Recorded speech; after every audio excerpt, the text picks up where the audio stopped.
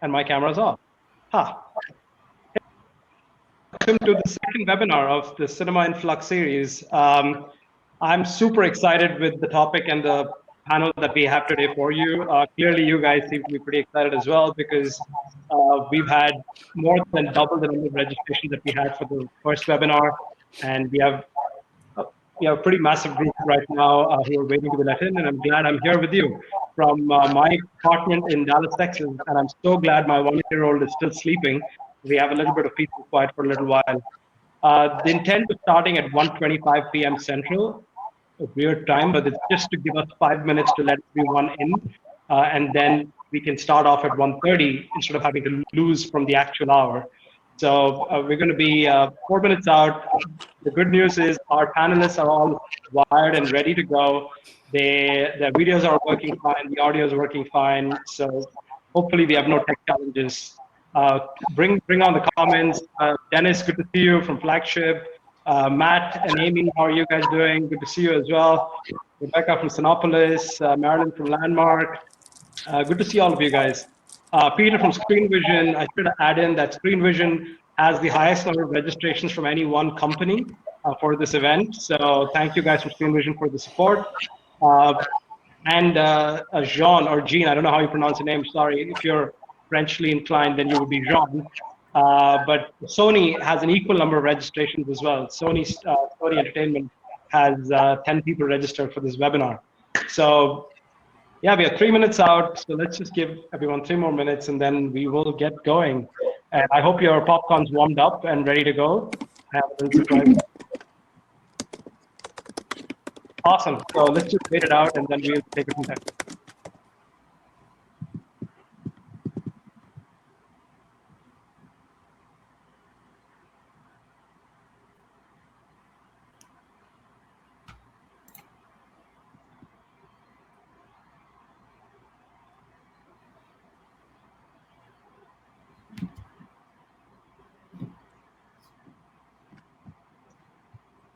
Wendy from Showbiz, hi.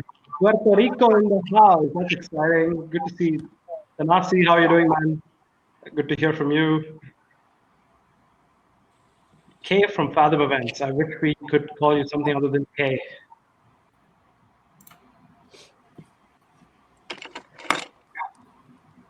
Two more minutes and we should get going.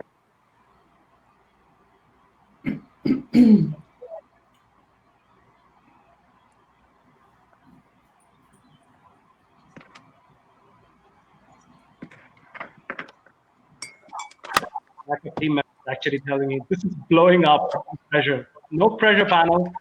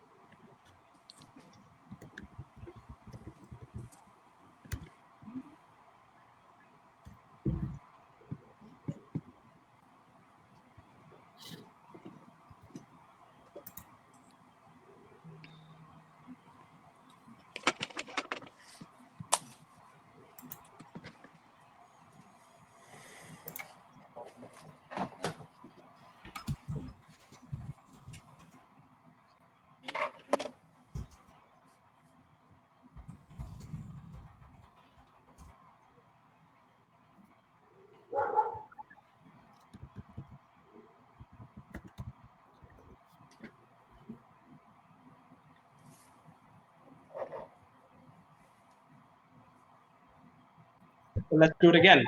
Sorry about that, guys. Welcome to our second webinar on cinema marketing and staying top of mind. We decided to break the marketing topic down into two because it's so vast and so intriguing. We said we're going to do staying top of mind. How do you handle the current situation first? And then as we get closer to a possible opening, we can tackle topics like promotion, pricing, packaging, so on and so forth. So with that, I'm super excited about today's panel. But before I get into the panel, I just want to go over some basic house-to-house rules. So the comments window is open for banter as well as for questions, but a polite request to please be nice. It is a public forum at the end of the day. If you would like to speak at any point, use the hands up icon, which is in the emoticons menu of the chat window. There's a little graphic there that will help you find it. And once you put up your hand, if we decide to put you on air, we will put you on air. Final request, we cannot guarantee that all questions will get picked up, so please bear with us. Again, if you just want to ask a question and don't want to talk, you don't need to use the hands up icon. You can just paste the question and then we'll pick it up from there. But if you'd like to speak, then please put in your question with the hands up icon at the beginning. Okay, moving on to introduce our fantastic panel. First up and coming up on more than just an image is Melissa. Ladies and gentlemen, please, I'm delighted to welcome Melissa Boudreau, the CMO of Emagine Entertainment and our moderator for today's session. And with her crab hat. Melissa is from Detroit, Michigan, and she's married to Rian, and they live in Royal Oak, Michigan. She's an expert in social media and marketing, certified by YouTube and Google AdWords. She was the mastermind award-winning Moose Jaw Madness campaign at her first job before she moved to Emagine. She's a full-time fitness enthusiast. She's a women's health champion and an endometriosis champion. She's a fan of the movies and the Detroit Lions. Melissa, you want to give a shout out to your Lions? Hello, everybody. Good to see you all today. Thank you for being here. Nice. Next up on camera as well as on screen is Karen Melton. Karen is the VP of Marketing of Malco. You can read through her rather colorful bio that I've put up because I actually would love to go backwards. She says that her hobbies included napping, working out, and social distancing. How contextual. She's a wife, mom, grandmom, dog mom, cat mom, and I'm going to stop there. But she's a board member of the Tri-State Independent Theaters Association who graciously put together the annual Tri-State Convention. And she's been in the industry for over 31 years in various capacities, from music distribution, home media distribution, and so on and so forth. And of course, she's been over 16 years with Malco. And testament to her fondness for the music industry is the little Elvis who joins us today with her from Memphis, Tennessee. Karen, quick hello. Hey, everybody. Got it. Okay, moving on. Next, we have Ken Thewes. Ken, who is the CMO of Regal. Thank you so much for joining us today, Ken. Ken oversees all B2B and B2C marketing for Regal Cinemas. Ken is a board member of the Regal Foundation, Fathom Events, and Variety. But the thing that got me most excited, and I sent him a separate note, is that he was an ex-US Air Force captain and an avionics engineer working on the F-51 and the F-16 fighter programs. So if I could say somebody's multifaceted, that's Ken. Ken's been married for over 31 years, and they have a son who works in production in LA. Ken, would like to say hi? Hi, everybody. Thanks for tuning in. Hopefully, you'll walk away with some wisdom from all of us. Nice. And not the least, we have Rian Kirkman. Rian, can we have your video on? Awesome. So Rian has been in the hospitality and guest marketing business for a long time, and he was last at Caesars Entertainment and Las Vegas Sands before he joined Studio Movie Grill as their VP of marketing. He has led marketing for over 30 live shows, including big names like Celine Dion, Elton John, Shania Twain, and Rod Stewart. Very exciting, and clearly the reason why he's a great fit at Studio Movie Grill is because he has launched over 50 restaurant concepts, including restaurants for Chef Nobu, Gordon Ramsay, Guy Savoy, and name the who's who, and he's done it. Originally from Portland, Oregon, Nike country, but he now lives in sunny California. Ryan? Thanks for joining us, everyone, and spending an hour of your time. We are looking forward to some good discussion. Okay, so at this point, I will be handing over to Melissa, who will take it on from here, and I will be going off audio, so you'll have to deal with the echo that some of you are complaining about. I will come back soon.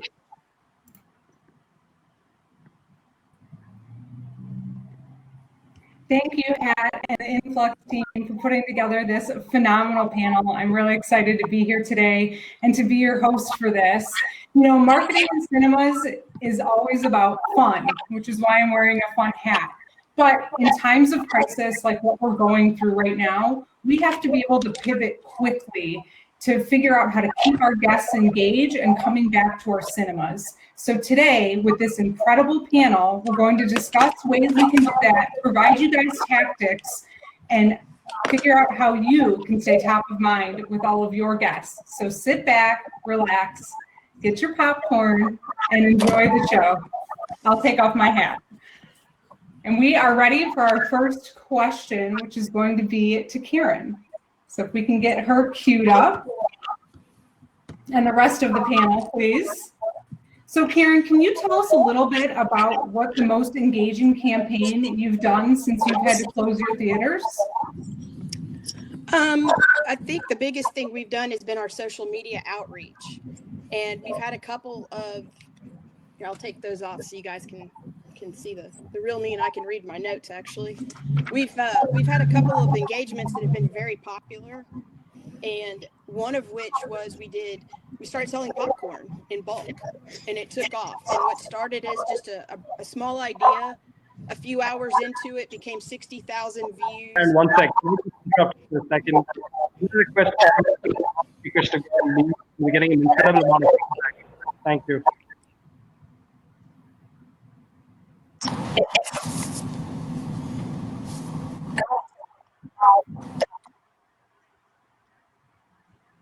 Should I put my hat back on?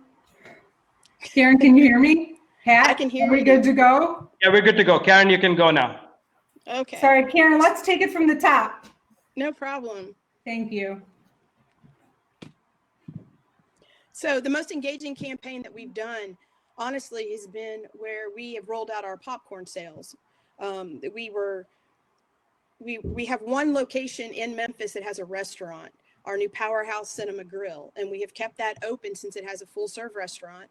And we were struggling to be able to capture the business with all the other downtown Memphis restaurants. And we were posting twice a day for a week. We weren't gaining any traction. And then suddenly it just kind of hit me. Why aren't we selling popcorn? I actually have seen that from another exhibitor far away from us, not any of our competitors, and said, why aren't we doing this? And we quietly tried it.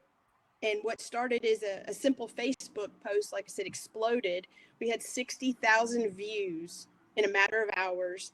We had 3 TV stations, 7 radio stations pick up on it. It exploded literally.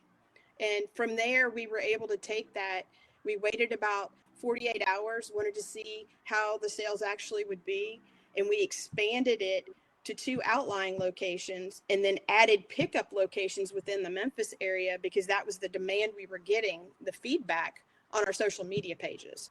And that was really, I think, the catalyst for a lot of what we've done on social media is being able to offer something of a comfort food, if you will. And you'll say, hey, we have popcorn. People want the Malco popcorn. Let's do this. And it's flying out of the theaters right now, being freshly popped daily, hourly.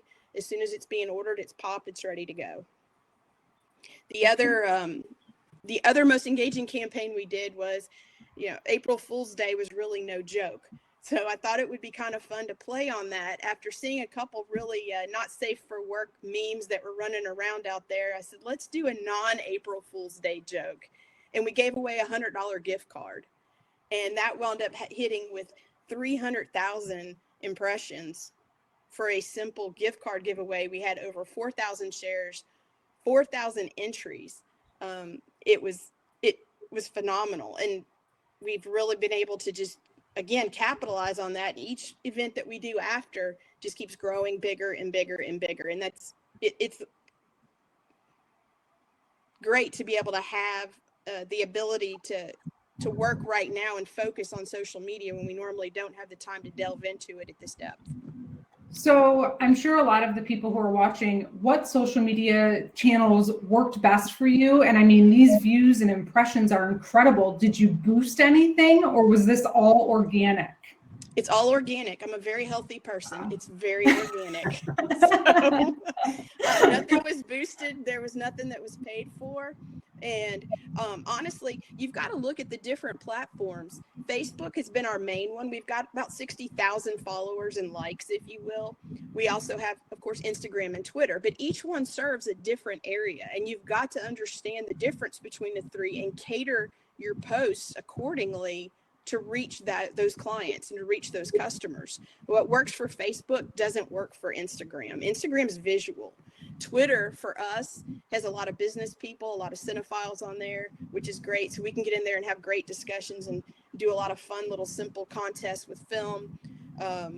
Facebook is where it's at. And also the other thing that we found was there's a sweet spot for Facebook when you're posting in the morning. Those of us that are working from home and logging in, a lot of people are logging into Facebook at 9:33 in the morning, and that's a precise time.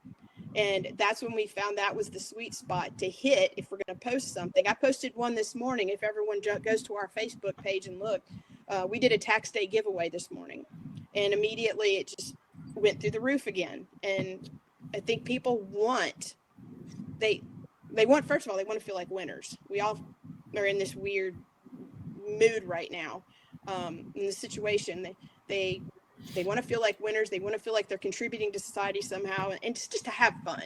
And that's exactly what we're trying to do is keep everybody going, moving, engaging them, and have fun. That's awesome. And are you, when you say engaging, just to follow up really quick, you are engaging with everyone that's posting as well, right? All of your guests. Do you feel like that's a good tip to make sure that, yes, your guests may be like, thank you so much, you guys are awesome, but then you're going in there and commenting as well to keep the engagement going? Definitely. You've got to go in there. There's been times where I've posted where there hasn't been a whole lot of comments per se, and I'll go in there and engage with folks. We did one last week for National Siblings Day, and we gave away, some prize packs and some tickets where you had to tag a sibling, and there were some people that were tagging all their siblings. So we went in there and I kind of trolled a little bit and said, hey, it's one sibling. We can't be responsible for family arguments and family fights. So if you win, you're only going to get 2 prizes. Make sure the math adds up. And people were laughing and carrying on, and we got to go back and forth. And I think it also, I always like to say, pay no attention to the man behind the screen from The Wizard of Oz. And that's what it is. And you're playing with folks. They love it. They love the feedback. They love the interaction. Right. And such a great thing to do during this time when there's a lot of stress going on, engaging and having fun with the guests. Okay, that's great. Well, we just did a poll. Thank you everyone for participating in the poll. And 54% of you said that you are using Facebook as mostly for your brand, which is just what Karen was talking about. And then followed up by email, Instagram, Twitter. And no one's really using TikTok, so I bet one day we will be. Okay, great. All right, thank you so much. Okay, we're gonna bring Ken on for our next question.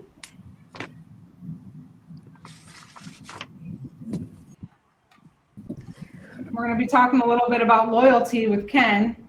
Ken, so how are you guys engaging your loyalty database right now? You have a great loyalty database. And are you staying in touch with them? What kind of steps are you guys taking to be in touch with your guests? Sure. Well, so our Regal Crown Club, we've got tens of millions of people that have signed up over the years, and we've probably got about 12 million or so what we would call active members. And the first thing, before I get into it, what I would recommend for any exhibitor out there, if you're in marketing and you don't have a loyalty program, I would say that should be your top priority to develop. There is so much power in the data. There is huge incremental revenue.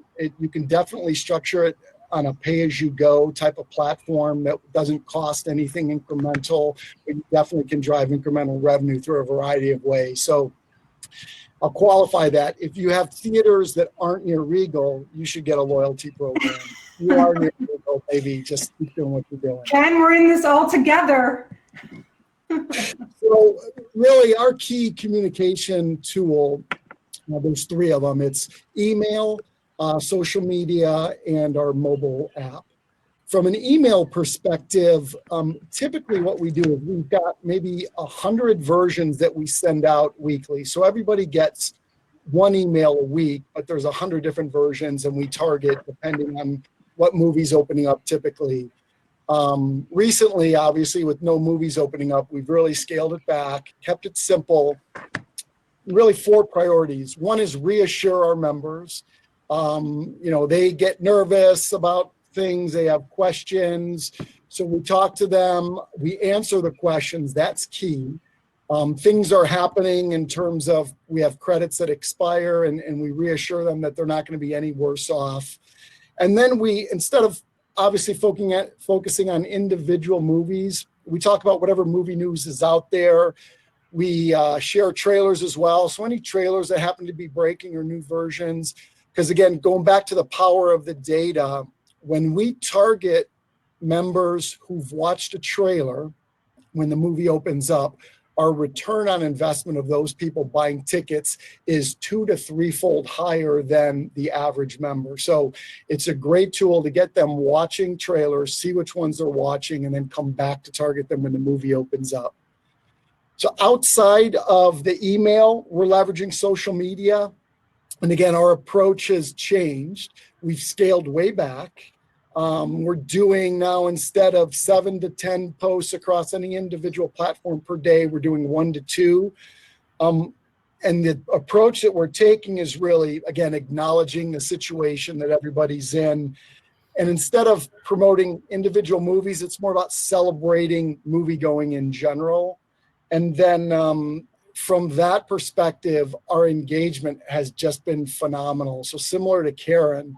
And we've audited some other brands, and not every brand in every category is seeing more engagement. So we're pretty pleased with what's going on. I think it speaks to the moviegoers' love of movies and desire to get back to a normal. But from our perspective, our engagement rate on Facebook is up 105% per post, and on Twitter it's up 124%. Instagram is in there as well, doing well, and it's really those 3 platforms on top of the email that we're focused on in kind of this new age. Got it. And then I did see on the screenshots that you have here, are you, with points or your members in the loyalty program, are you postponing their points and holding off until you reopen, or credits? Or I'm not exactly sure how your program works, but yeah. So you basically earn credits for spending money and for doing tasks like watching a trailer or taking an action in social media.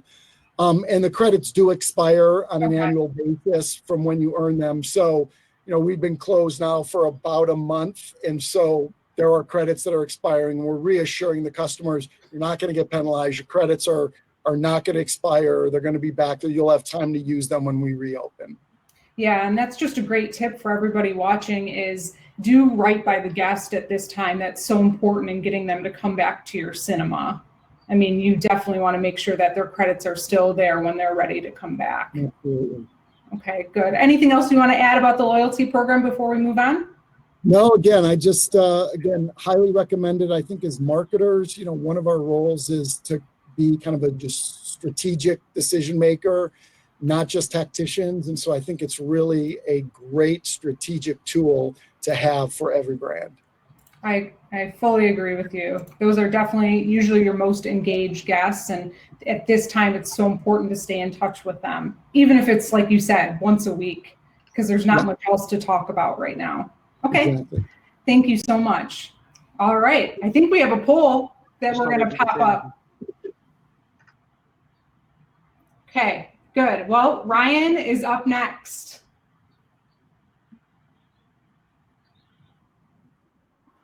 Oh, I see. We have some audience members that want to know what social marketing platforms. Andy, Oh, he answered that. He got that.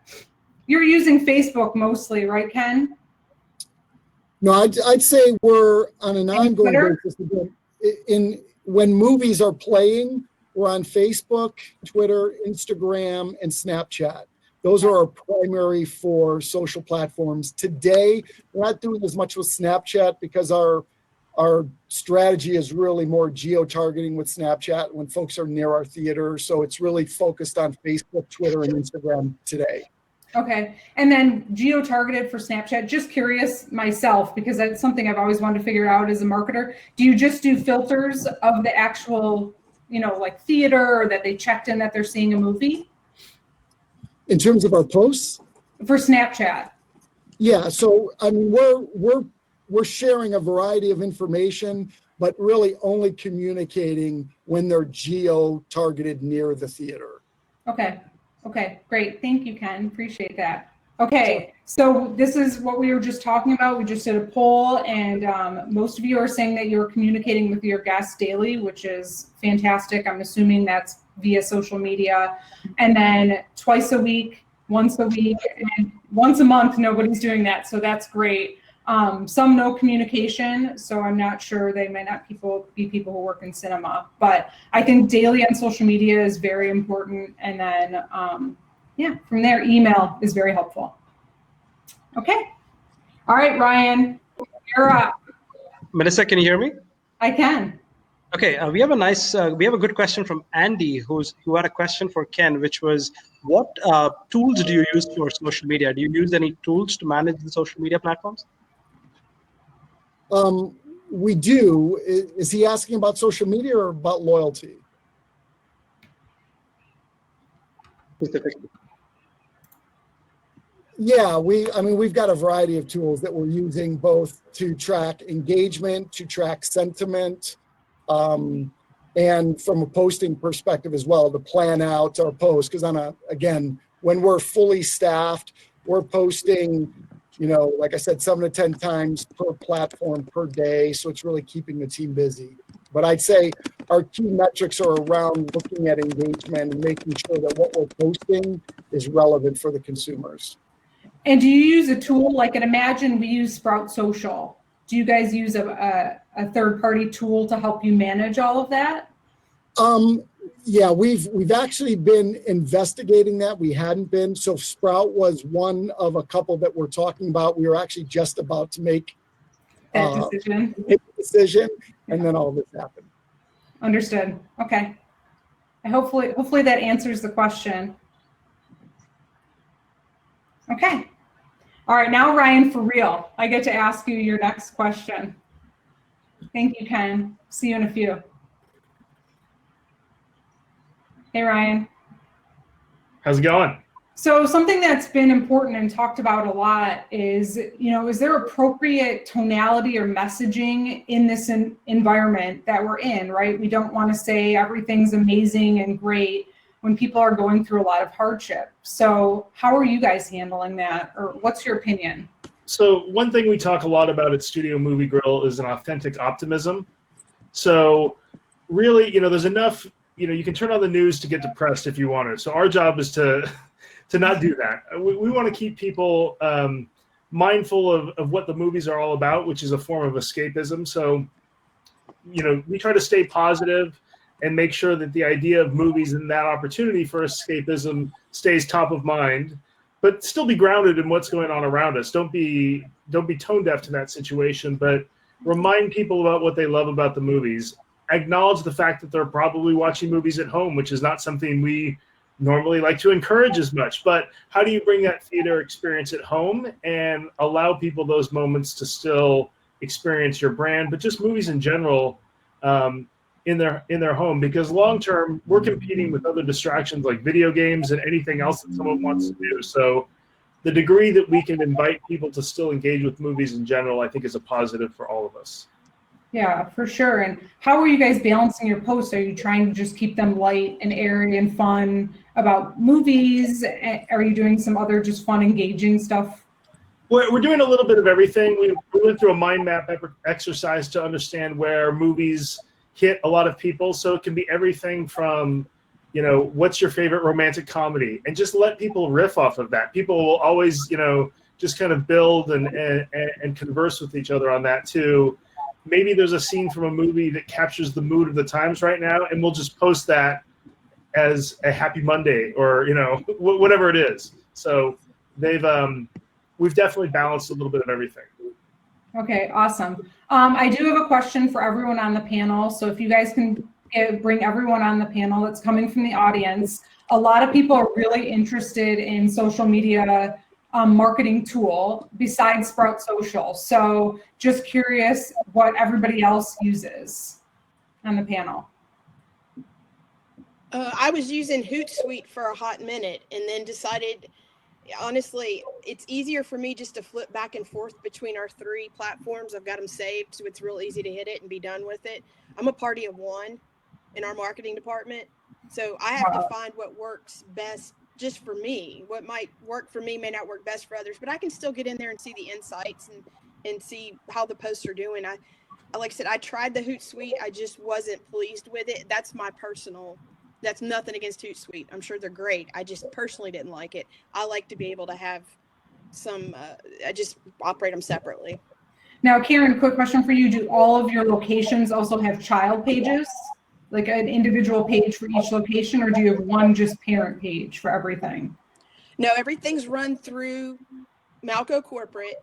I do have it set up where we've got pages set up for I call them the spokes on the wheel, so that every location has one, but it's for check-in purposes only. Everything's shut down on the page.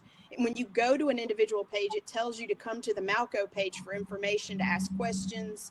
You know, that's where all the interaction is at. We don't interact on the individual pages. So we keep everything in-house. And then I can go and see, but I can also tag those pages when we have events and whatnot to, you know, there's people that follow them because they can, but the main everything comes through our corporate page.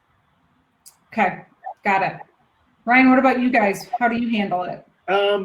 Our social media team uses Hootsuite. We also use Buffer, and then we'll sometimes work directly with the platform, really depending on, you know, there's a certain cadence with your content calendar that you need to plan in advance, but you also sometimes, it's easier to work directly if there's something instantaneous that or in the moment that you want to post. So it's a balance of everything. Got it, yeah. And I've heard of Chat Meter too. I know there's some other cinemas out there that use Chat Meter, that they like it, and I know it's cost effective, which helps manage on all platforms. Okay, great, thank you so much. We're gonna actually bring everyone on the panel. I'm gonna go off camera and I'm gonna ask everyone a question, and Ryan's gonna answer first, followed by Ken and Karen. So we'll wait and we'll get Ken on. But so basically so last week Kat and I had a conversation, and I don't know if you guys fly Delta, but I'm in Detroit and Delta is a major hub here. And since this crisis, Delta's been sending out a lot of communication about what they're doing and how they're extending their loyalty program. And as a marketer, I've been super impressed, but I was talking to Hat last week and he didn't even know I was super impressed. He was like, oh my gosh, I'm so sick of Delta sending me all of these emails. It's so annoying. I'm so over it. And so I was like, Hat, that is not annoying. That's good marketing, communicating with your guests. So I just want to know, Ryan, Ken, Karen, what do you guys think? Is that good marketing? Is Delta over communicating? How do you feel? I'll bat lead out. Well, first of all, coming from Vegas, I'll say, you know, Hat's definitely an underdog in this matchup that we have right now below. We can place odds on it if we want to. My sense, from a marketer, I love it because it's been a great way to get ideas of how other brands are talking to their customers. And we've actually stolen a lot of the tonality that we like from people. We've seen others that have been really probably overly retail that we didn't like. From a consumer, it's been a good check of every company you've given your email to. So now you know who has your email. But I liked it at first, but I've grown probably numb to it over time because it's been 3 to 4 weeks of it. So I've kind of stopped reading it at this point. Yeah, you know, I'm kind of in the same camp as Ryan. You know, there were a couple of brands who got ahead of it. So call it early March. you got some emails from brands and CEOs saying, hey, we're still open, here's what we're doing. And then the dominoes just started to fall, and you got a message of still open from everybody, followed soon after by a message of not open anymore, but we care about you. And it just became this clutter of noise that, we get it. We're all in the same situation. And I think most brands just felt obligated. They had to send something out, but it really wasn't adding any value for the consumer. I agree. I'm with both these guys. Agree with both of them that from a marketing standpoint, it was nice to see how others were handling it. And I like to say to think is great, to steal is genius. So we also took some parts and pieces from what others were doing. But from a consumer, I'm sick of them. I'm over them. I'm deleting them as fast as they're coming in. And I think that you've got to be careful with your touch points and all the places that you're hitting your customers, and you don't want to overwhelm them. We get it. From a consumer standpoint, we get it. We know what's happening in the world. You got all the doom and gloom. Honestly, if I see one more car commercial that flips from, hey, buy our car, to we're here for you, come buy our car, I think I'm going to scream. I think they've missed, I think they're tone deaf, and I think they've missed the whole point of this. Not everything can be a cash grab for everybody. It really can't. And I think there's ways to do it without offending the consumers or patronizing them to a certain degree. Yeah, that makes sense. And Karen, one more thing that I want to talk about that maybe we can open up to the panel really quick. I'm going rogue, but you had mentioned something about working with press. Do you have any tips or tricks right now for all of the people watching to tell them how they can work with their local press to maybe get some more marketing visibility for all the things that they're doing?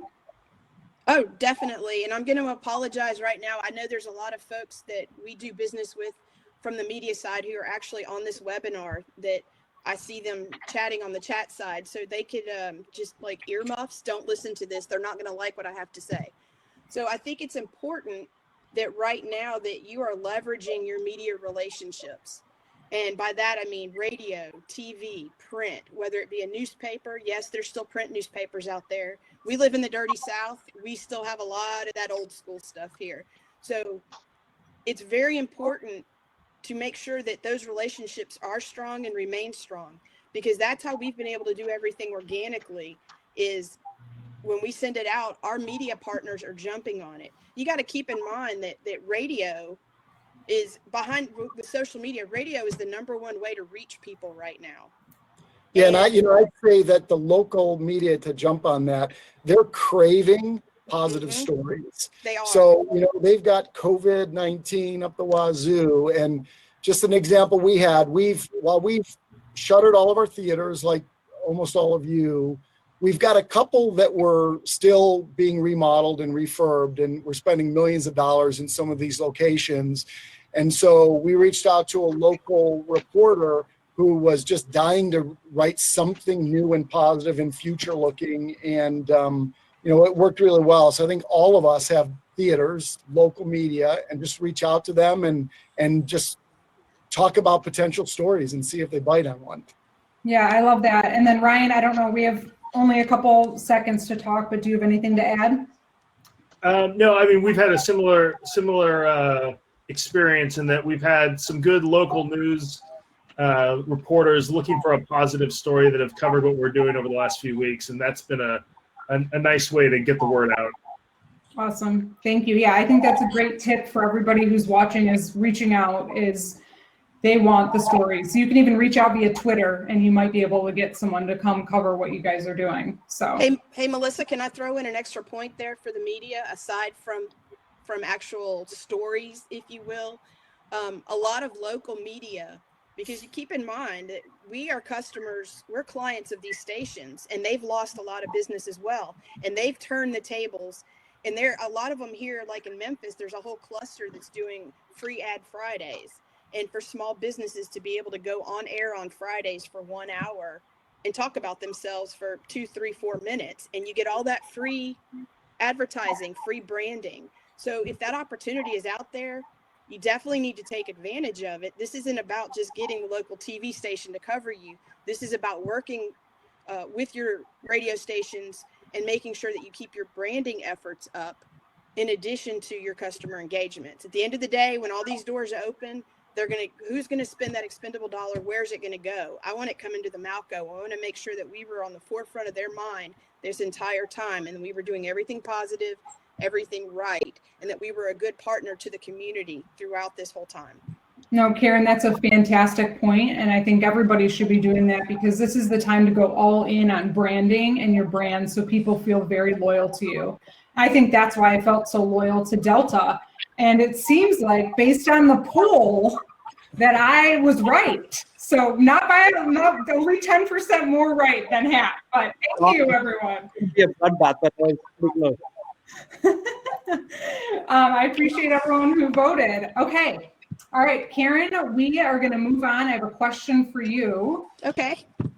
So right now, cinemas we need to survive, right? We're not open. So, and we need to keep paying our amazing staff. But is it also right to make money by asking people to leave their homes during this time to come pick up popcorn or food? How do you feel about that? Oh, I'm okay with it. I wasn't at first because as a person at home going, oh, I don't want to leave my house. You've got to continue going out for essentials. And if restaurants are going to stay open, then we should be able to do that as well, where we have the capability to offer that. There's no reason why we can't. And it's limited what we can offer.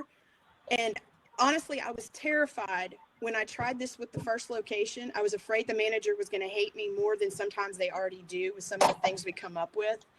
And they were very, very pleased, very happy. And when we rolled it out to other locations, like Memphis, we've got, I think 5 or 6 pickup locations. And I called the managers and I said, hey, are you okay with this? Don't be mad at me. And they said, no, this is great. It gives us something to do. We get to see our customers, and it makes them feel like that they're a part of this. I mean, we can't forget about our great employees. While we're engaging customers, we still have to boost employee morale.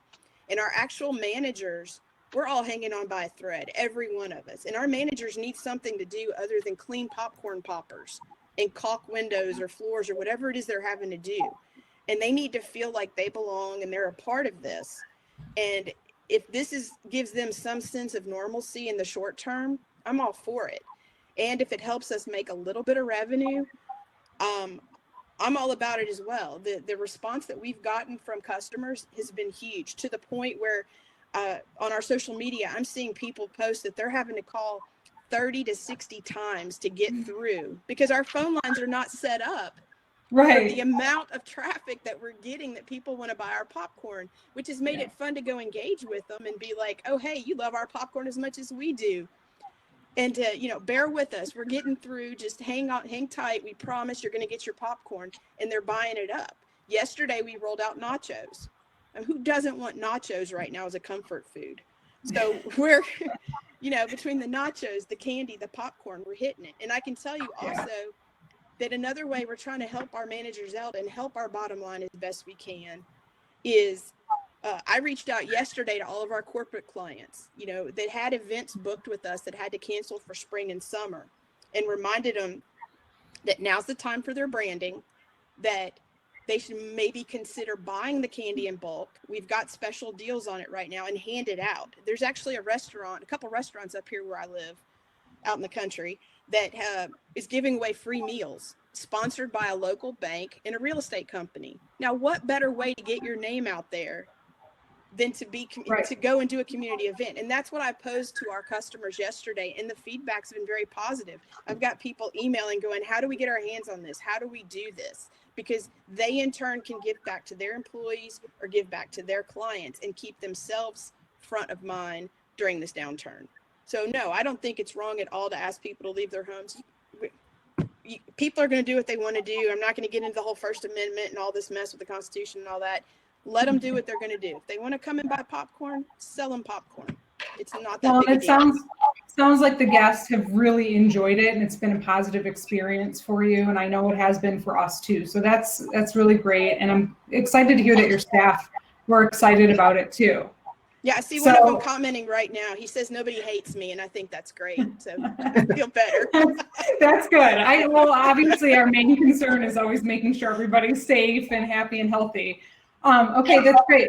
Well, we do have a a question from the audience, and they want to know how we're feeling about people doing virtual cinemas in home. And I think I want to open this up to the whole panel.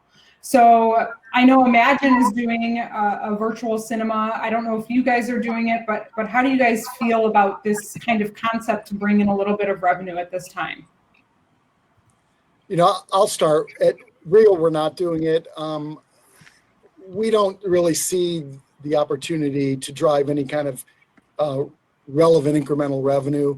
So it doesn't bother me when I see others doing it. The only thing that might perturb me is if folks were streaming some of these movies that have skipped exhibition altogether and have gone straight to streaming, which I'm not seeing that. So if it's strictly like the event Lionsgate's doing on Friday for the next 4 weeks, where they're going to stream Hunger Games week 1, Dirty Dancing, John Wick, and one other one, La La Land. La La Land, yeah. And it's going to raise money for Will Rogers. I think that's fantastic. And Regal's going to get behind that and promote it. If individual brands are doing it, again, it doesn't bother me as long as, you know, there's brands that have different perspective on the window. And I think our perspective that we feel really strongly about is put your movie in our theaters first. And then, you know, we'll do programs afterwards to help you with home entertainment. Okay, that kind of segues us into our next question. Really, what other programs have you been doing to bring in revenue? And I want to bring Rian back on to ask him too, but Ken, I'll allow you to go first. Is there anything else you've done during this time to bring in revenue? Well, the short answer is we haven't really done anything because we furloughed 90+% of our team. We really are just working to manage through the expenses that we've got today. But one thing that was really a bit of a surprise was how strong our gift card sales have been without a lot of effort. And, you know, we saw sales coming in, trickling in, and we do have a small group that is focused on B2B sales. And they really saw that opportunity and took it and have reached out and have found some new sources of business for gift cards. When you think about all of these companies with HR wanting to reward their employees in this tough time, it's become a new source of revenue. And so I think we're looking at how do we continue to leverage this until we open, but I'd say that kind of fell into our lap. And then the only other thing that we're doing, not as a direct revenue source, is we're trying to keep the augmented reality efforts that we've been doing fresh. And so we've got an AR component in our app. We've partnered with studios. You can activate it in theater and for a variety of things. You get special content, you get games. And so for the past couple of weeks, we've rolled out a new AR game. We're going to do that for the next couple of weeks. And the key of that is it keeps our fans engaged. It gives them a reason to open up our app, play around with it. And what we see, again, from an ROI perspective is significantly more dollars when somebody downloads our app. And then on top of that, even more revenue on an annual basis when they're opening it up on a regular, you know, on a daily or a weekly basis, and they come back and buy tickets through the app. So that's something, it's not immediate revenue now, but we want to keep the activity going because we know it'll be there down the road. Right, because they're just so engaged with the brand. So you're seeing them come back more often. Okay, great. Exactly. And if we can pop Rian back on, I'd love to hear if they're doing anything at this time as well. Or Rian, if you're there, you can chat. I'm here. Can you hear me? I can hear you. All right, good. That's good. So, you know, we're unique and we're smaller. We have a smaller footprint, but all of our locations have full kitchens. And so what we quickly decided to do when all of us were forced to shut down the theater side of the business is, you know, how can we activate our kitchens in a way that keeps people working and allows them to carry on longer than they would have normally. So we have offered our menu of burgers, flatbreads, you know, in addition to popcorn, but beer and wine, available for curbside pickup or for takeout on Grubhub. And so we launched this about 2.5 weeks ago at about 2 of our locations. proceed, a percentage of the proceeds to that goes to support our team members who have been, displaced by everything that's going on. But we've really had to pivot and think about ourselves as a restaurant all of a sudden. And so when you're sending out emails and doing social posts, we stole from companies like Domino's who are communicating to their guests at 4 p.m. because that's the time of day when you're thinking, okay, what am I going to make for dinner, or what am I going to get for dinner? And we got a pretty good response from that. And so it's just thinking about yourself in a different mindset, which has been great. This week, we're going to be launching ordering on our app, so you can place an order on the SMG mobile app at the locations where we're offering this, and being able to get your food and pick it up via ordering on mobile app. And that's something we'll hopefully continue once everything comes back to normal. So this has been a good revenue source as a way to extend employees being able to work, and it's been a lot of fun. For sure. That's fantastic. And beer and wine, huh? Beer and wine. It's crazy. It's a whole new world we're living in. Exactly. Never thought I would be able to order beer and wine and be able to just go pick it up. That's great. That sounds like you guys did a really nice job with that. Okay, so we have some questions coming in from the audience, and I think we can post this one up right now. Okay, so we have, I'm just going to read it. I'm a public relations consultant who has worked with distribution and entertainment for 20 plus years. I've seen a lot of coverage of the movie theater closures, the financial side of exhibition, and we've heard a lot about fun social media messaging. But I have not seen proactive communication to the guests about the best practices that will need to be put in place once exhibition reopens. Ryan, you want to take that one? Woo. Wow. It's something we talk about a lot, and I think we have to balance the line of saying, we're ready when you are from a tonality standpoint, and not force the issue. But then we're also working with different. I don't have an answer for what the best practices are from a medical from a medical standpoint. We're working with a doctor internally on really how to prepare our staff and what the guest-facing communication should be. But we're not there yet, but it's something that we're working on once we have a clearer vision of when things start to open up. Yeah, for sure. Okay, good. Karen, I don't know if you have anything quick you want to add, or Ken, really quick on that one. No, we're pretty much in the same boat. We actually just opened up discussions this week internally, and the emails are flying with a list of what do we do, how do we do it, and we're just, you got to walk through it, you got to talk through it and see, and then, follow the best practices guidelines that are set out. NATO will be setting out their information here soon, and it's going to be a very slow process, but we got this. We're also talking to some other industries. So if coming from Las Vegas, how is Caesar's Palace preparing for this? If you think about, all of the guest interactions, not just from live entertainment, but slot machines and table games. So there's probably some things we can learn from other industries that we can steal from, because we are all trying to accomplish the same thing. We want people to feel safe and comfortable. Okay, yep, that sounds great. Well, that actually kind of segues into, Ryan, I had a question for you about the hospitality industry. Are there any best practices, it sounds like you're talking to them, that you can give us an exhibition that you learned from working in that industry that we could use here?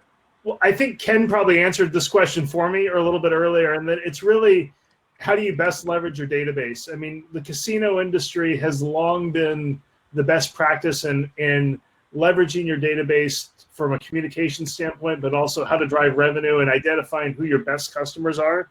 So, build value through bundles and talk to the people who know you best and love you best as a brand. If you had the choice of picking exhibition or working in hospitality right now, which one would you choose? Well, I will say that I do think exhibition is a form of hospitality. We are allowing customers to escape from their everyday lives. But I'm glad I'm in exhibition, because we allow customers to do that for roughly $10, not $200. If you're going to go spend a night at a hotel somewhere, it's much more expensive than having a movie experience that we offer people. So Excited where I am. Absolutely. Okay, great. All right, the next question I have is for Ken, and then we have an audience question. We also have a poll. Did we do our poll about what alternative revenue streams that we're trying to work with right now? Let's pop up that poll too.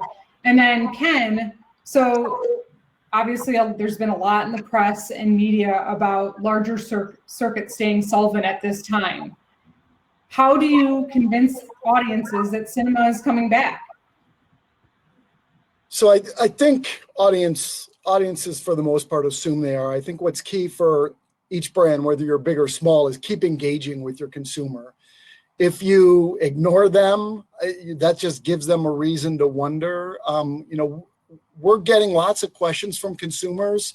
We're not really getting questions of, are you ever going to open back up? I think the assumption is, yeah, you're going to open back up. And picking on one large theater exhibitor directly by name, there's rumors of someone going bankrupt. And if for those who have been in the industry longer than me, go back 20 years, and there were a number of exhibitors that went bankrupt, reorganized, and really from a consumer perspective, things didn't change that much. They continued to operate, they continued to show movies. For the most part, employees still had jobs at the circus that went bankrupt. So, I don't see that changing. I think at Regal, we feel pretty good about where we stand financially. We were very aggressive coming into this situation to cut costs. To do so. So it's just a matter of, when we see the light at the end of the tunnel, we're not worried that consumers are going to wonder if we're open. We know they're going to come back.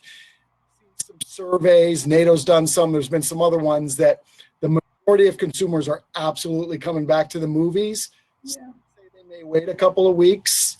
A smaller percentage say they may wait a couple of months, but definitely coming back, and we're going to be ready for them. Awesome. Okay, thank you so much. All right, we're going to bring the whole panel back up and do a little bit of Q&A here, but it looks like from the last poll that everyone's really doing gift card sales and order pickup and delivery. Some people are doing streaming and dine-in movies.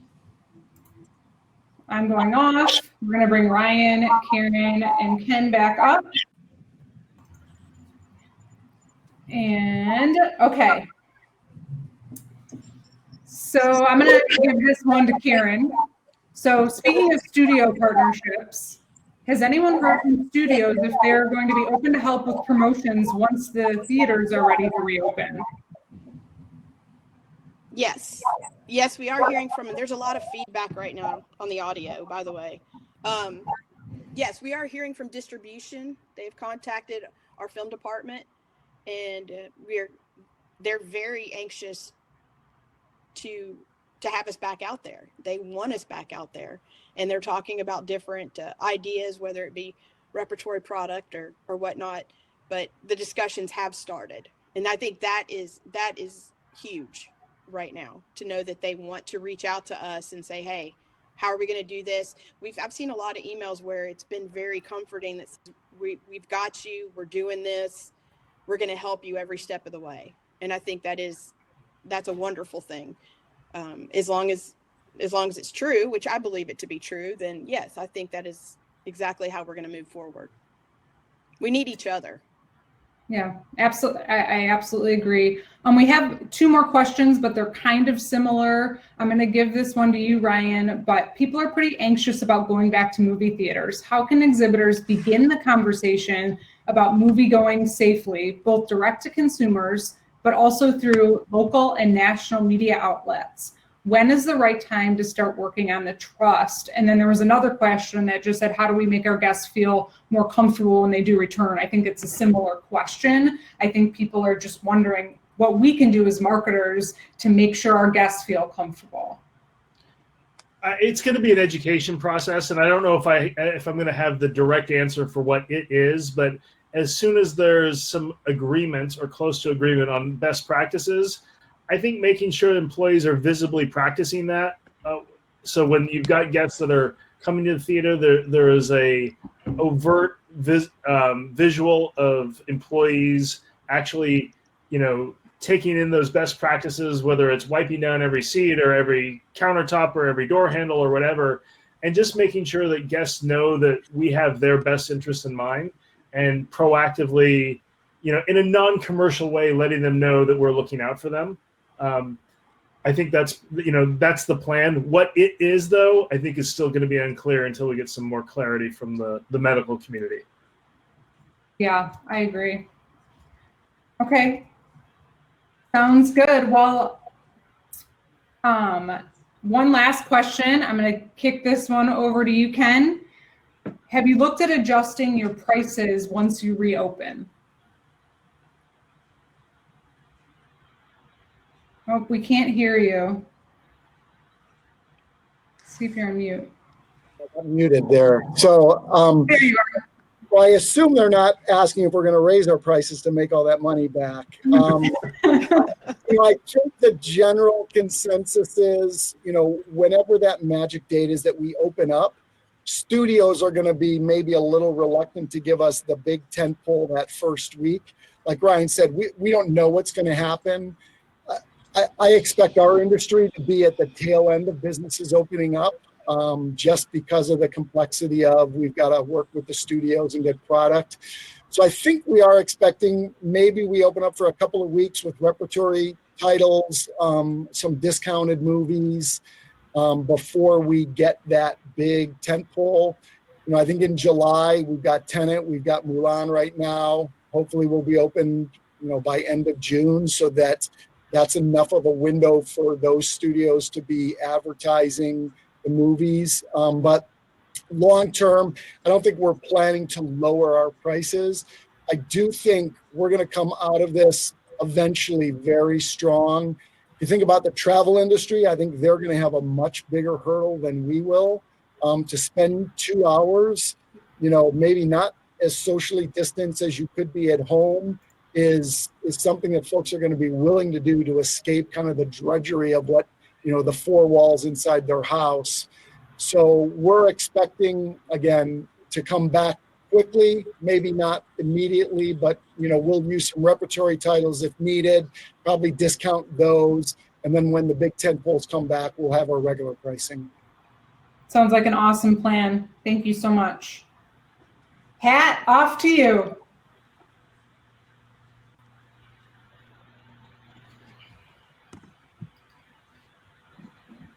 How audible or how here I am, because I was told that I was causing a lot of audio issues. But then thank you guys so much, Aaron, Ken, Ryan, and most importantly, Melissa. You did a fantastic job. The audience, thank you guys. It was so engaging. It was really exciting. Appreciate your time. I'm glad we stuck to time. We wrapped with 2 minutes to go. I'm super excited to say that we have our next webinar already planned. It's going to be on the 1st of May, and it's the topic that you guys last time said you were most eager to hear, which is on film product. We're really excited with that panel. It's going to be a mix of exhibitor, film buyers, as well as media industry analysts. So you will get communication from us. I hope to see some pictures go up on social media soon with your bags of popcorn. I didn't get a bag. I got a whole bucket. 0.5 gallons of popcorn, which I will now start chomping now that this is done. So thank you so much, guys. Have a good rest of the week. Oh, one last thing before I let you guys go. Our friends / competitors at Box Office, as how they referred to us yesterday, they've just announced something which I think is really cool. They've announced a website called moviestogether.org. It's a great initiative to get customers to log on and pledge their support for the cinema industry. I would love if you guys, we're going to help them promote it as well. If you want to promote it, the link's in the chats. I know Heather posted it, but it's moviestogether.org. I think it's a great initiative. Also, last but not the least, I hope you guys like my cap. It says Netflix now, cinemas forever. If you guys want the cap, write into me. All right, thank you so much and have a great rest of the week, and we'll see you in 2 weeks' time. Ciao.